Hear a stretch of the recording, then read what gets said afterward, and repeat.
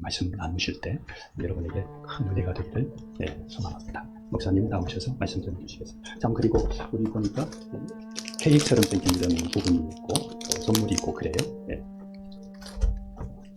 목사님 축도해 주시고.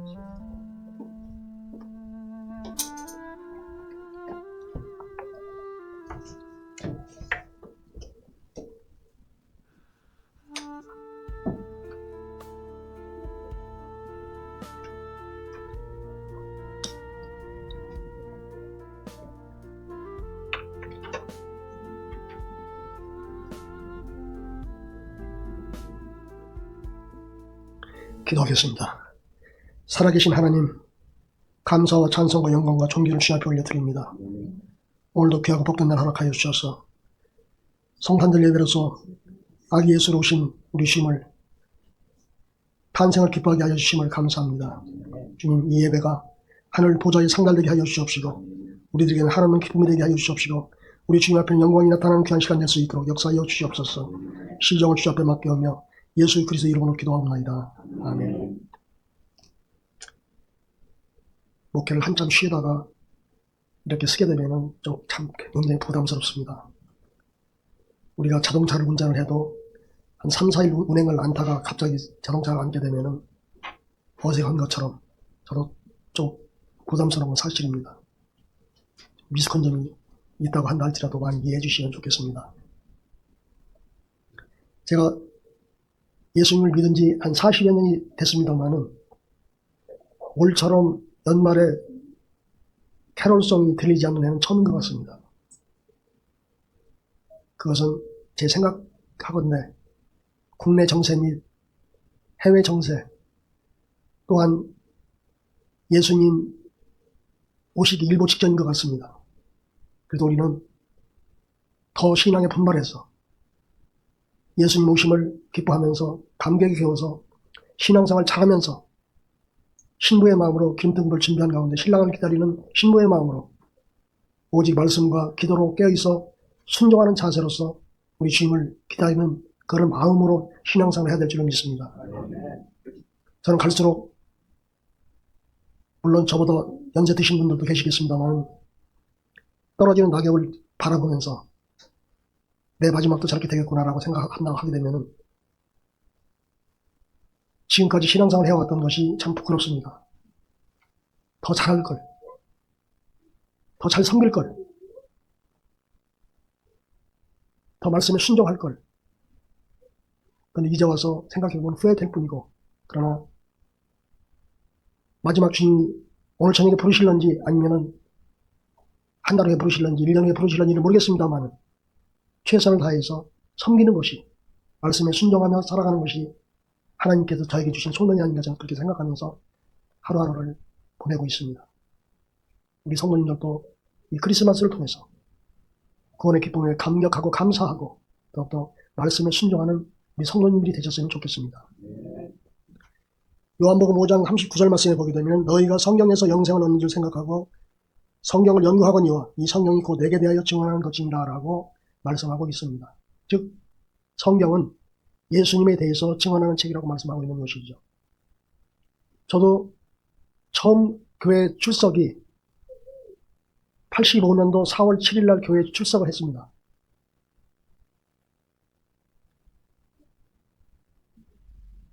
교단은 합동교단이었습니다.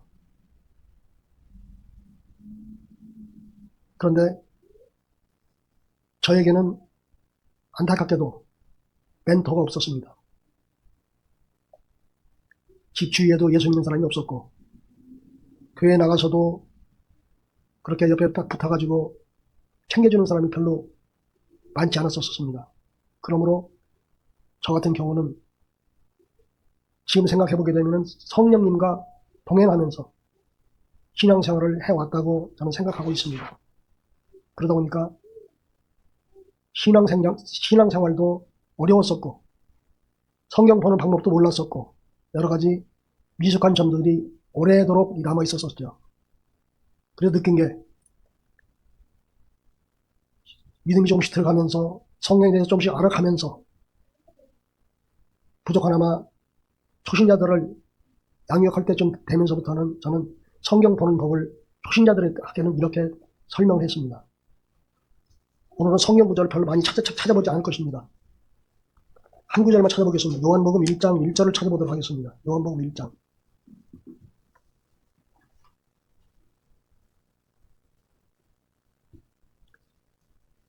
같이 읽도록 하겠습니다. 태초에 말씀이 계시니라. 이 말씀이 하나님과 함께 계셨으니 이 말씀은 곧 하나님이시니라. 이 말씀을 예수님이라고 하고 로고스라고 합니다. 이 말씀을 예수님이라고 읽어보겠습니다. 이 말씀이 세 번이 나오는데 이 말씀을 예수님이라고 붙여가지고 한번 읽어보도록 하겠습니다. 태초에 예수님이 계시니라. 이 예수님이 하나님과 함께 계셨으니 이 예수님은 곧 하나님이시니라. 예수님에 대해서 이해가 좀 더 쉽게 될 줄로 믿습니다.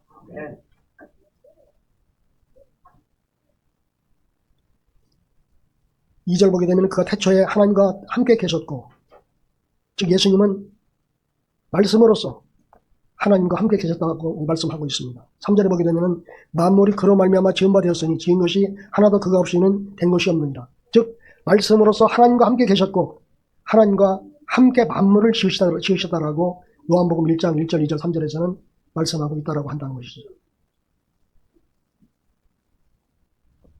이렇게 예수님을 이해하게 되면은 오늘 본문 말씀 우리의 구세주로 우리의 죄를 위해 육신을 입고 오신 아기 예수님을 이해하는데 많은 도움이 될 것입니다.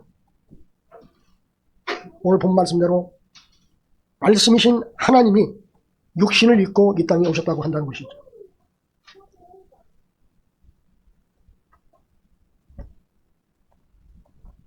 오늘 마태복음 1장 18절 말씀에 보게 되면 예수의 그리스도의 나심은 이러하니라. 그의 어머니 마리아가 요셉과 약혼하고 동거하기 전에 성령으로 잉태된 것이 나타났더니, 예수님은 육신적인 방법으로 태어나지 아니하고 즉 성령으로 잉태되었다라고, 생물학적인 방법으로 태어난 것이 아닌 하나님의 방법으로 성령님의 역사로 태어났다라고 마태복음 1장 18절에서는 말씀하고 있다고 한다는 것이죠.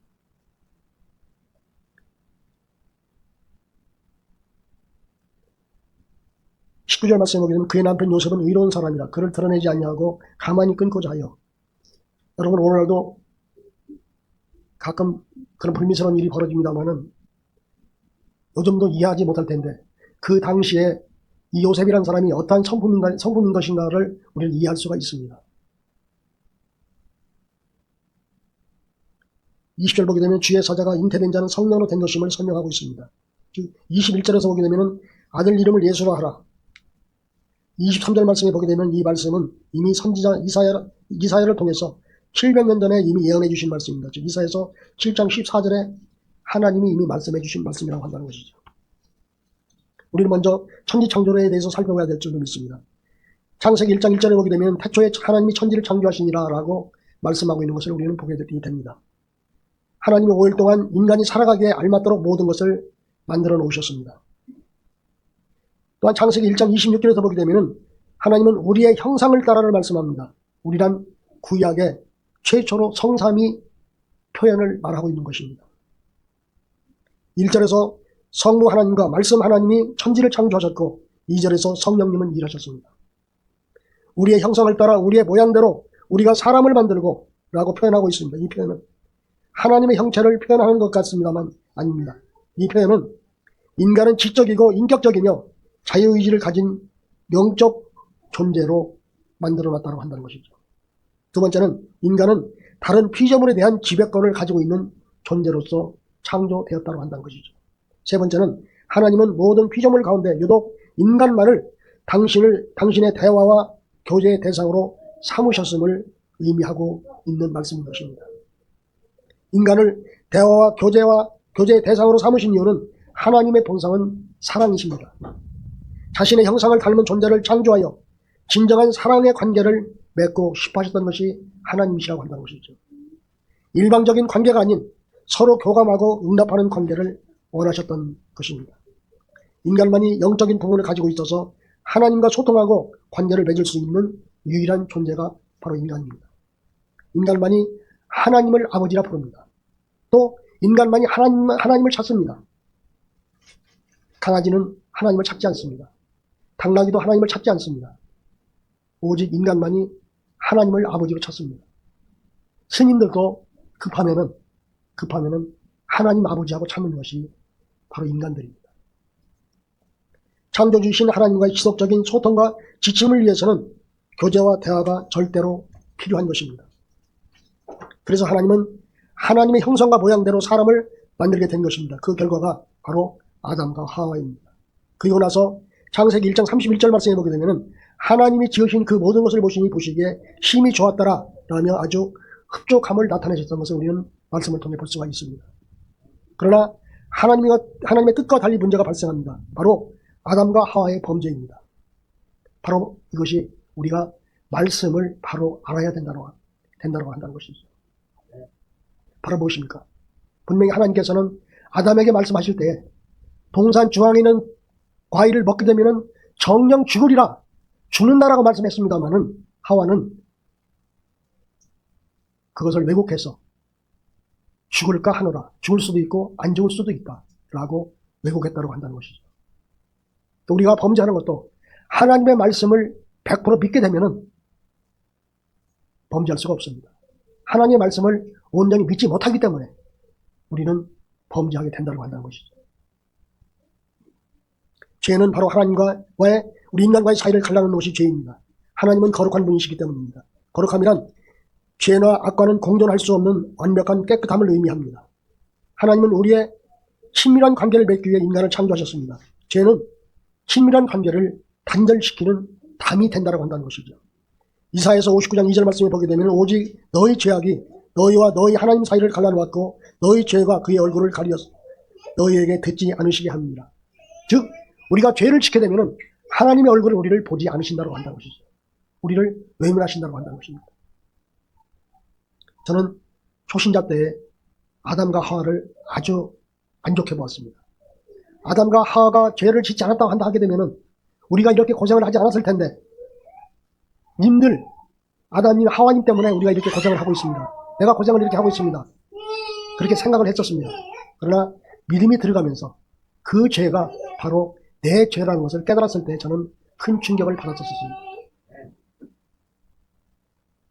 인간과의 관계가 죄악으로 단절된 하나님은 관계를 복원시키기 위해서 각종 제사와 선지자, 대제사장 등 중보자들을 세우게 됩니다. 그러나 온전한 제사가 되지 못했습니다. 첫째는 대제사장도 죄인이기 때문입니다. 대제사장도 인간의 후손이고 실수할 수밖에 없는 인간이기 때문입니다. 둘째는 죽음이라는 한계입니다. 인간 대제사장도 영원히 살 수가 없습니다. 죽으면 직분도 끝나게 되고 또 직분을 계승할 수밖에 없습니다.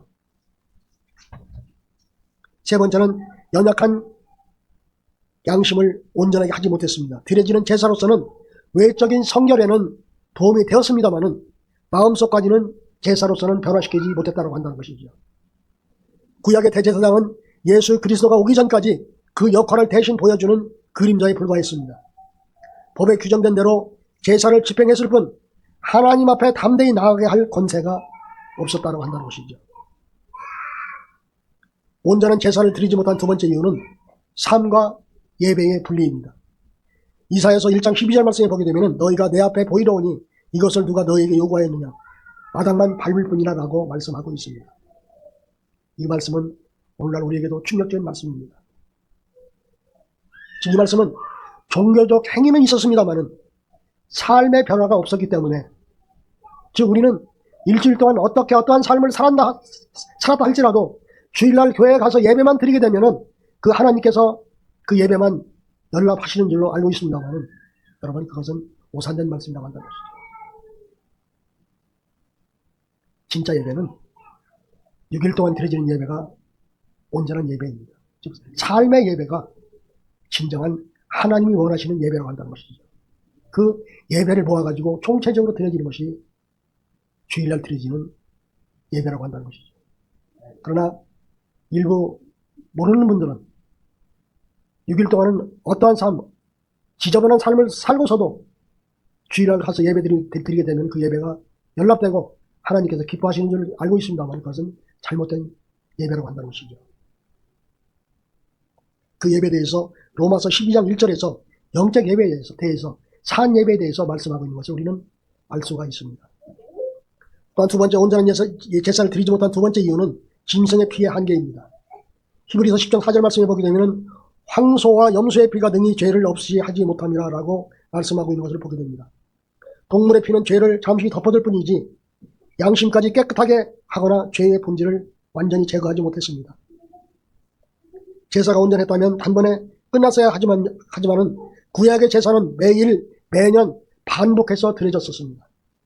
이것은 제사가 죄의 문제를 영구적으로 해결하지 못했음을 증명하고 있다고 한다는 것이죠. 그러므로 아담과 하와의 범죄로 시작된 인간의 범죄는 말씀의 성육신이라는 천지창조와 같은 엄청난 사건이 일어났던 것입니다.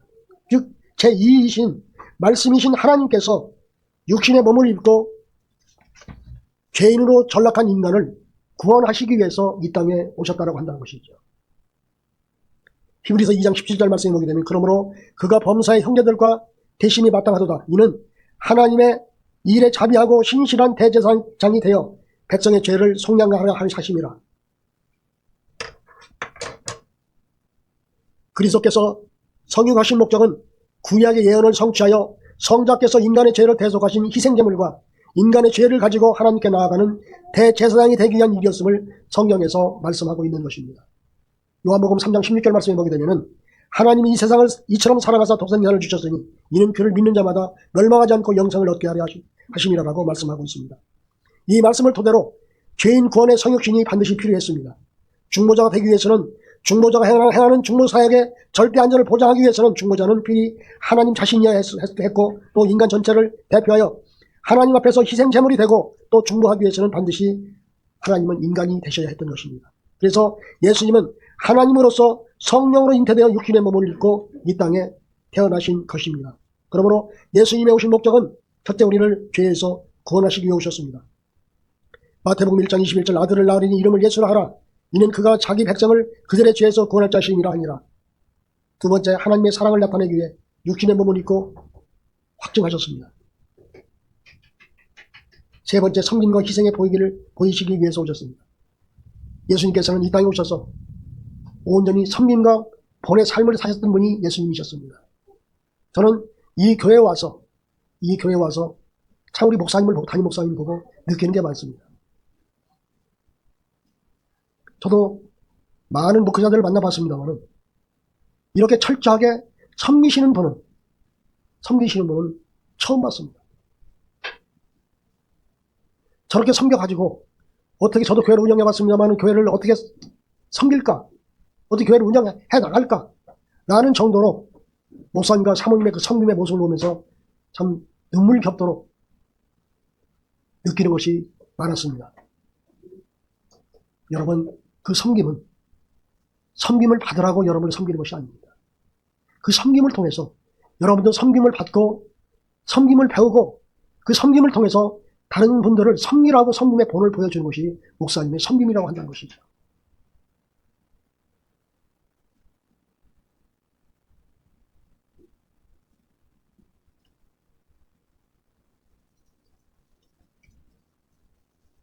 마가복음 10장 45절 말씀에 보게 되면 인자가 온 것은 섬김을 받으려 함이 아니라 도리어 섬기려 하고 자기 목숨을 많은 사람의 대성물로 주려 함이니라라고 말씀하고 있습니다.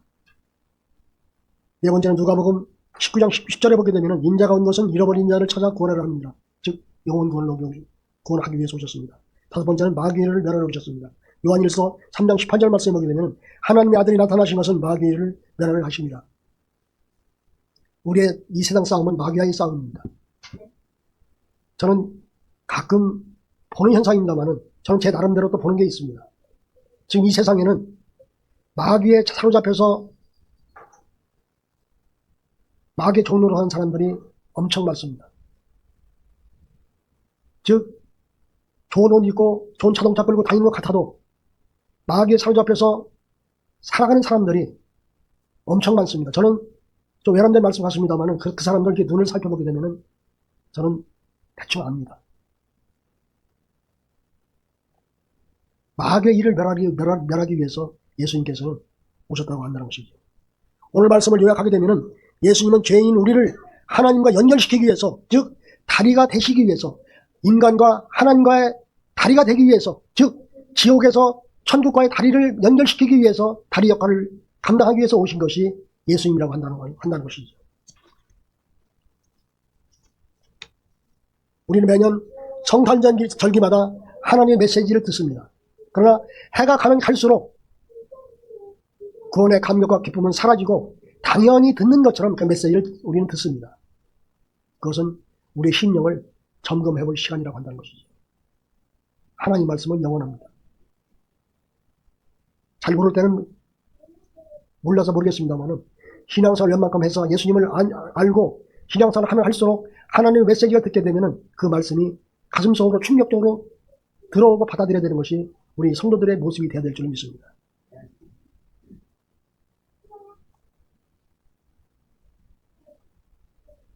구원의 메시지가 선포되는 것은 이렇게 하나님이 우리를 사랑하셨다는 것입니다.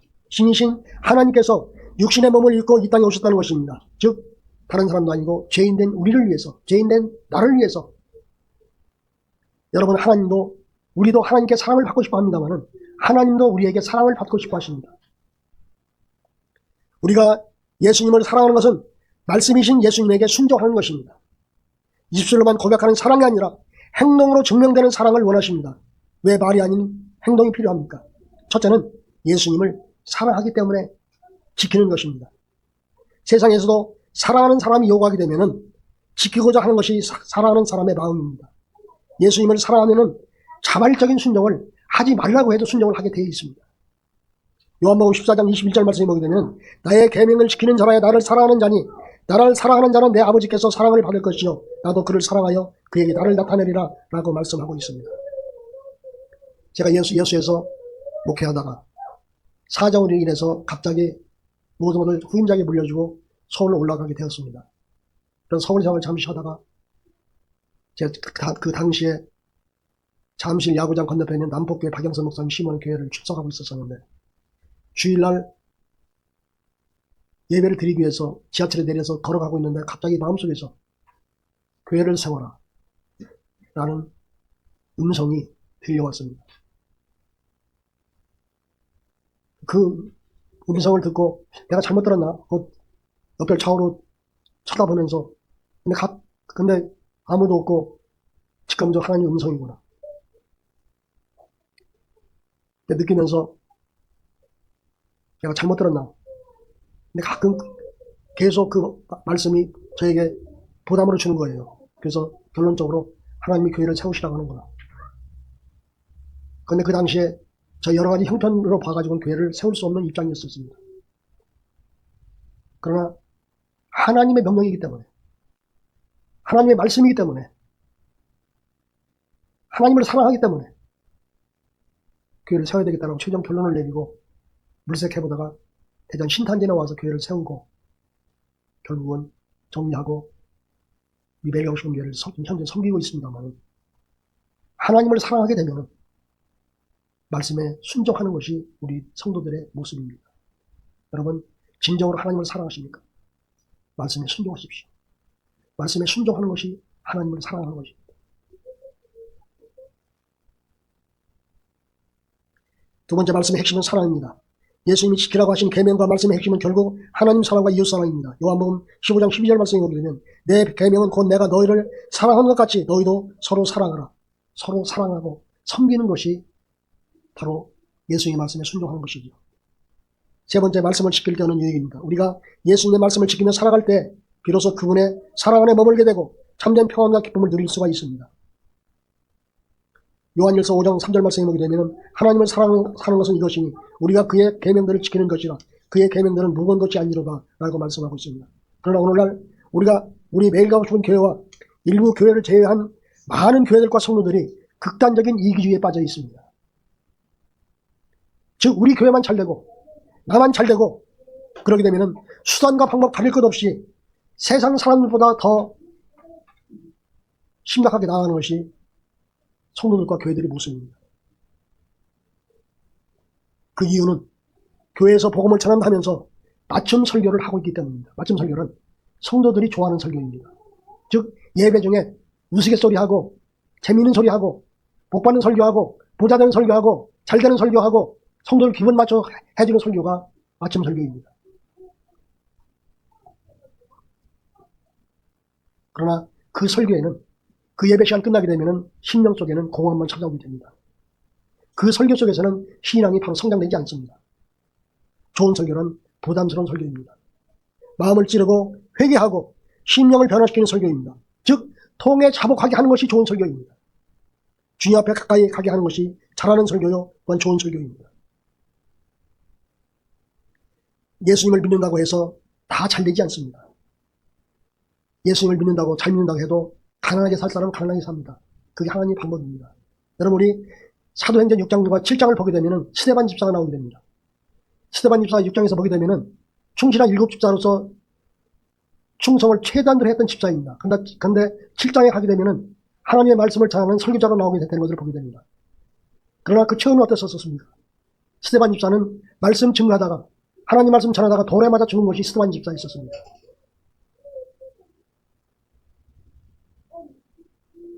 세상 물질 너무 탐하지 마십시오.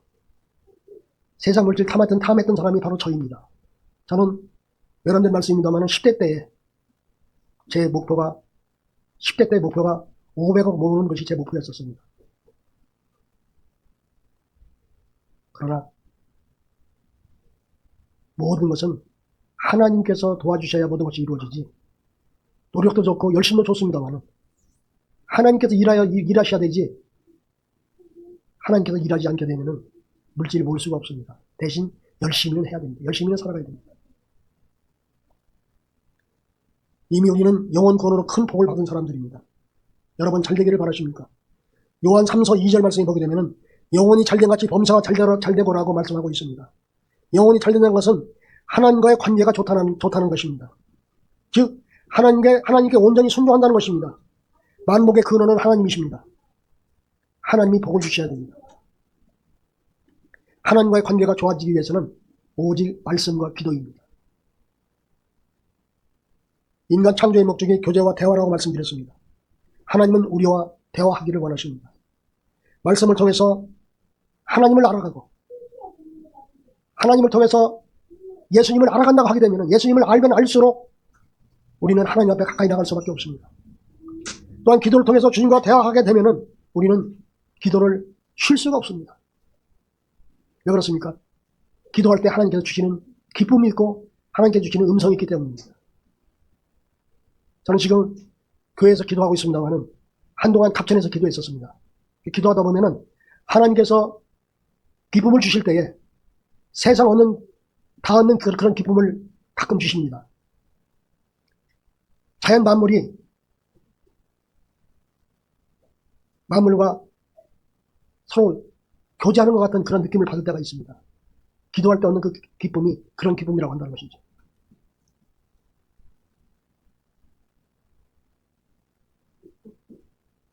말씀을 통해서 하나님을 알아가고 기도를 통해서 주님과 대화할 때 영혼이 잘되고 범사가 잘되게 됩니다. 야고보서 4장 8절 말씀에 보게 되면 하나님을 가까이 하라. 그리하면 너희를 가까이 하시리라. 예수님을 잘 믿기 위해서는 하나님의 은혜가 임해야 됩니다. 예수님께 가까이 할 때 잘 믿을 수 있는 믿음이 은혜가 소리 없이 우리에게 임하게 됩니다. 콩나물도 물 줄 적에는 잘 자라지 않는 것 같습니다. 그러나 콩나물도 물 주다 보면은 계속 주다 보면은 우리도 모르는 사이에 자라게 돼 있는 것을 우리는 볼 수가 있습니다. 믿음도 마찬가지입니다. 우리 힘으로 신앙생활을 잘하는 것이 아닙니다.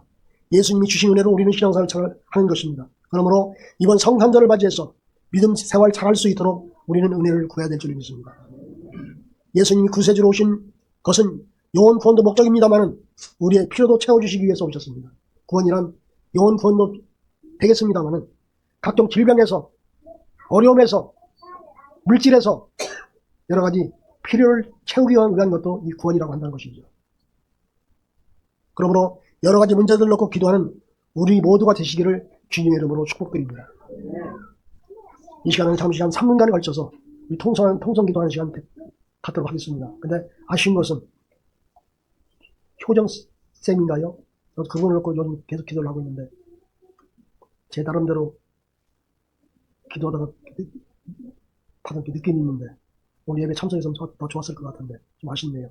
3분간에 걸쳐서 이 영혼권을 놓고 교회 다닌다고 해서 다 영혼권 받았다고 하는 것은 착각입니다. 먼저 영혼권을 놓고 기도하고 우리의 필요를 놓고 기도하고 질병을 놓고 기도하고 우리의 모든 것을 놓고 기도하는 시간을 갖도록 하겠습니다. 주여 1장 보신 다음에 주위에 눈치 볼 거 없고 기도할 적에는 오직 하나님과 나의 관계입니다. 필사적으로 기도하는 시간 갖도록 하겠습니다. 주여 일장 부르겠습니다. 주여 살아계신 하나님 아버지 감사 찬송 영광 존귀를 주하며 올려드립니다. 예수 그리스도의 간섭을 통해서 우리의 구원을 위해서 이 땅에 오신 우리 주님을 찬송하고 찬양. 주님 우리 매일과 순교의 모든 성도들 축복하여 주셔서 모두가 영권 이루어지게 하여 주시옵시고 더욱더 하나님을 찬양하며 섬기는 믿음의 삶을 낼 수 있도록 역사해 주옵시고 말씀에 순종함으로 말미암아 이 마지막 시대 하나님의 삶을 가진 성도를 낼 수 있도록 역사해 주옵시고 영원히 살때같이 범사와 달려 축복하라 하여 주셔서 하나님 나라에서 귀하게 쓰임받게 하여 주옵시고 이 마지막 시대 매일과 순교를 통해서 이루고자 하는 하나님의 기업을 이루어지게 하여 주셔서 하나님의 기쁨되고 자랑되는 매일과 순교 매일과 순교 성도를 통해서 주님의 영광이 나타나는 귀한 대상될 수 있도록 주여 축복하여 주시옵기를 기도합니다. 우리 이문수 목사님의 덕분과 능력을 더하여 주옵시고 건강 더하여 주옵시고 이 마지막 시대 하나님 기뻐하시는 귀한 될 수 있도록 역사해 주옵시고 우리 하나님의 뜻을 남겨 이루어지게 하여 주옵시고 주님 기뻐하시는 귀한 될수 있도록 역사해 주옵시고 주님의 뜻을 온데 이루어지게 귀한 될수 있도록 주여 축복하여 주시옵기를 기도합니다. 주님 감사합니다. 주님 고맙습니다. 우리 성도님들 여러분의 문제들이 있습니다. 그러한 질병으로 어려움을 겪는 성도들이 있습니다. 이 시험 나서 예수 이름으로 모든 질병과 병마를 거듭하고 치료될지어다. 모든 어둠의 세력을 예수 이름으로 떠나갈지어다. 고침받고 약을 치유될지어다. 주님 모든 문제를 해결하여 주시옵소서. 모든 아픔을 해결하여 주시옵소서. 어둠의 세력을 예수 이름으로 떠나게 하여 주시옵소서. 고침받고 치유되게 하여 주시옵소서. 대문 열리게 하여 주시옵소서. 대문 열리게 하여 주시옵소서. 대문 열릴지어다. 대문 열릴지어다. 대문 열릴지어다. 대문 열릴지어다. 모든 병과 질병을 고침받고 치유될지어다. 주님의 하나님의 살아계심이 이 시간 통해서 증거되게 하여 주시옵소서. 주님의 하나님의 살아계심이 증거되는 우리 매일과 순교와 성도될 수 있도록 역사하여 주시옵소서. 주님 사랑합니다. 주님 사랑합니다. 늘 말씀과 기도가 있는 성도될 수 있도록 역사하여 주시옵시고 우리 주님을 찬양하는 성도될 수 있도록 역사하여 주시옵시고 우리 하나님을 찬양하는 성도될 수 있도록 역사하여 주셔서 이 마지막 시대 하나님 나라를 위해서 귀하게 쓰임받게 하여 주시옵시고 우리 하나님을 잘 섬기는 믿음의 역사 될 수 있도록 역사하여 주시옵시고 나를 영원히 구원되게 좀 도와주시옵시고 하나님 정말 귀한 자 감당하는 귀한 믿음의 영성에 동행할 수 있도록 축복하여 주시옵소서. 주님 감사합니다. 주님 고맙습니다. 주님 감사합니다.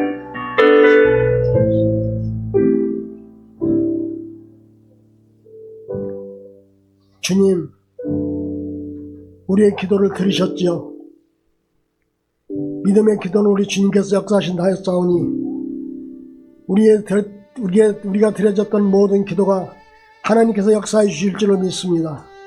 주님 축복하여 주셔서 이 마지막 시대에 사람들 보기에는 작은 교회 같습니다마는 세상에서 가장 큰 교회가 우리 매일과 본 교회요 큰 목사님 우리 담임 목사님이신 줄 믿사오니 오직 믿음으로 섬기고 믿음으로 말씀에 순종하는 우리 성도를 낼 수 있도록 역사하여 주셔서 이 마지막 시대 하나님의 사랑을 받고 하나님 나라를 위해서 귀하게 쓰임하는 우리 성도들이 될 수 있도록 지금 두 손 모아 축복하여 주시옵소서. 감사드리며 거룩하신 예수님의 이름으로 기도드립니다. 아멘.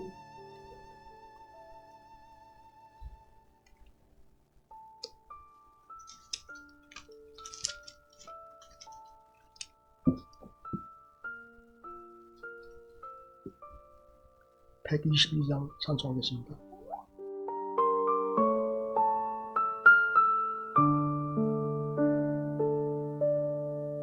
모든 걸 잃은 그날에도 나는 주를 떠나지 않았네.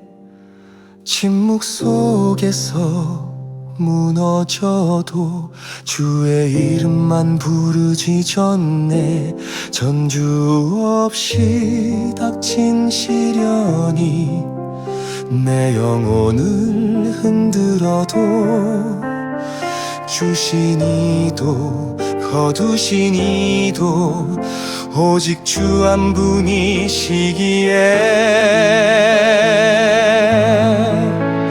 마침내 주의 손이 다시 날 일으키시네.